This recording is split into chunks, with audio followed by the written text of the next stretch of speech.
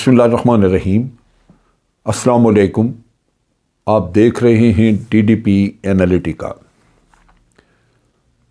آج مریم نواز نے worker convention کو ایڈریس کیا سرگودا میں، اور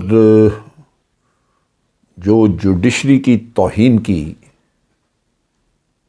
میں نے اس کی مثال اپنی لائف میں پہلے نہیں دیکھی، اس کے اوپر بعد میں بات کرتے ہیں، لیکن پہلے میں ذکر کرنا چاہتا ہوں جنرل فیض حمید، جس کا اس نے بار بار کہا کہ یہ اپنے آپ کو چیف سمجھتا تھا، اس نے چیف بنا لیا اور یہی سب کچھ مینیج کر رہا تھا، اس کی وجہ سے میاں نواز شریف کے خلاف فیصلے ہوئے۔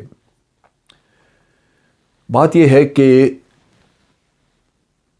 شریف فیملی کا سب سے بڑا مسئلہ یہ ہے، مسئلہ کیا، بدقسمتی ہے اس پاکستان کی، کہ سب کچھ جانتے ہوئے، پاکستان کے عوام بھی جانتے ہیں، یہ خود بھی ان کو تو پتہ ہی ہے کہ کیا کیا کیسے منی لانڈرنگ اور کس طرح پیسہ بنایا اور کس طرح باہر پہنچایا، اور اس سے محلات خریدے گئے اور بہت ساری پراپرٹیز وہاں پہ۔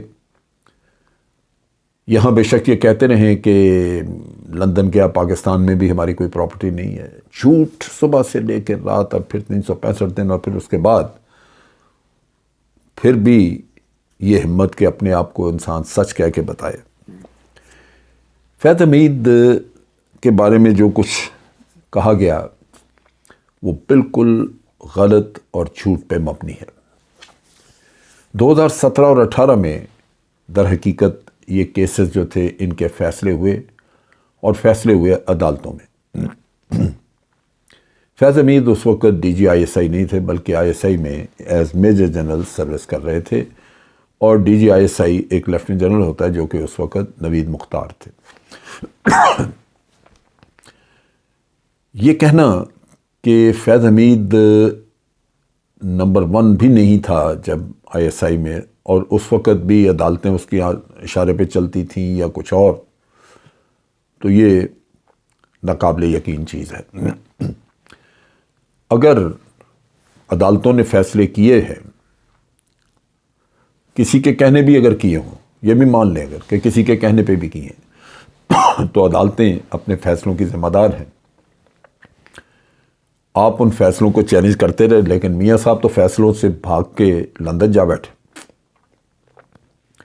کیونکہ وہ اس وقت کا انتظار کر رہے تھے اور کر رہے ہیں کہ ان کے مرضی کے ججز جو ہیں وہ سامنے آئیں، اور پھر وہ اپنے مرضی کے فیصلے کرائیں۔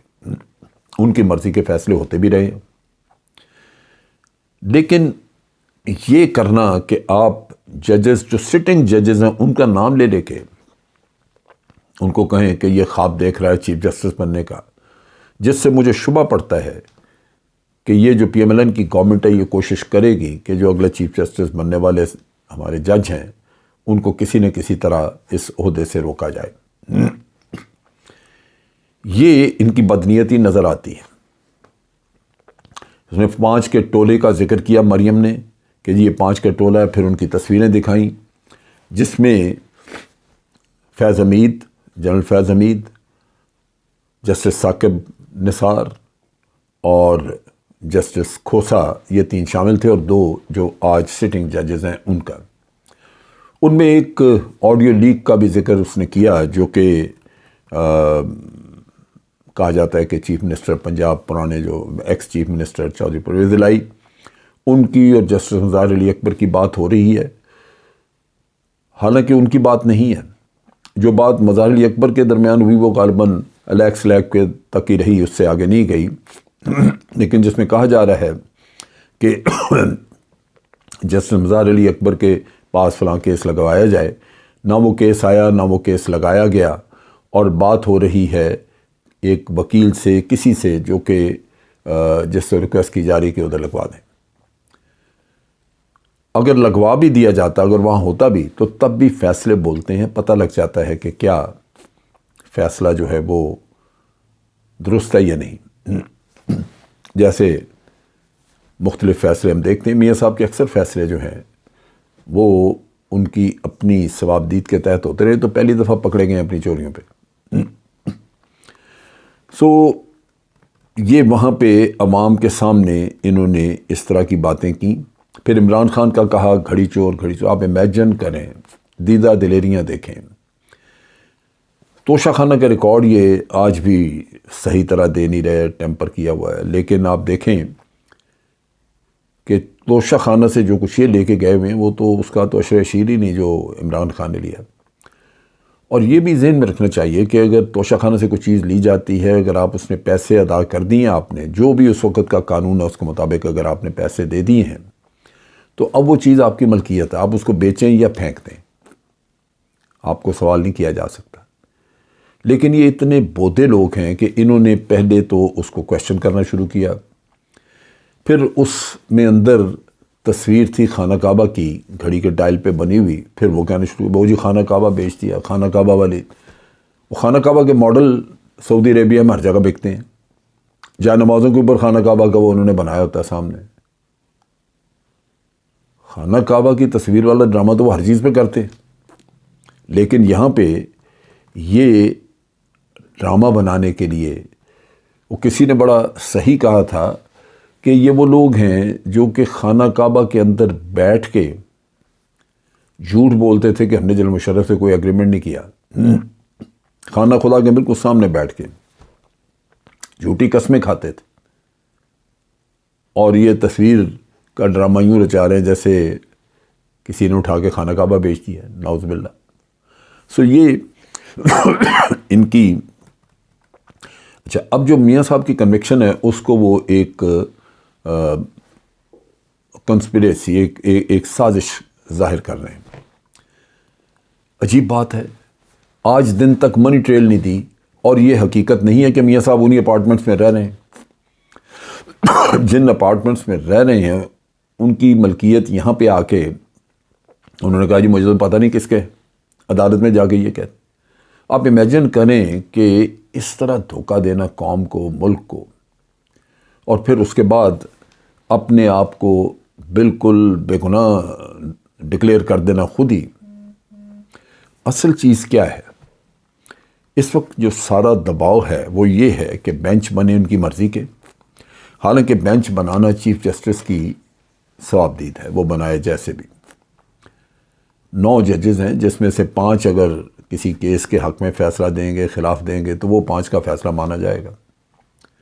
لیکن اس وقت چونکہ ان کی ضرورت ہے 2 چیزیں. ایک تو یہ کہ اس وقت وہ 90 دن والے الیکشن کا قصہ سامنے ہے اور بینچ اسی کے لیے بنا ہے. لیکن یہ اس وقت اسی کو ڈسپیوٹڈ کرنے. اب بینچ جو 90 دن کے لیے الیکشن کی بات کرے گا وہ بڑی سیدھی سی بات ہے، وہ ایک انٹرپریٹیشن ہے آپ کے کانسٹیٹیوشن کی.